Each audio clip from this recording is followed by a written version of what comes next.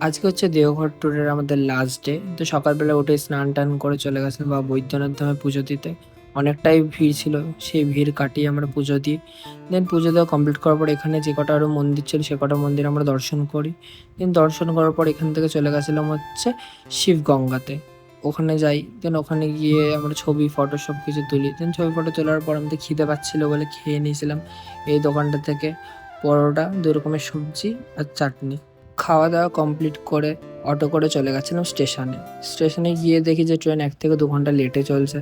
সেই জন্য দুপুরের লাঞ্চটাও সেরে নিই। তো দুপুরের লাঞ্চে খেয়ে নিয়েছিলাম ভাত, ডাল, ১ রকমের সবজি, আলু ভাজা আর চাটনি। দেন খাওয়া-দাওয়া কমপ্লিট করে স্টেশনে চলে আসি। স্টেশনে এসে দেখি ট্রেনও ঢুকছে।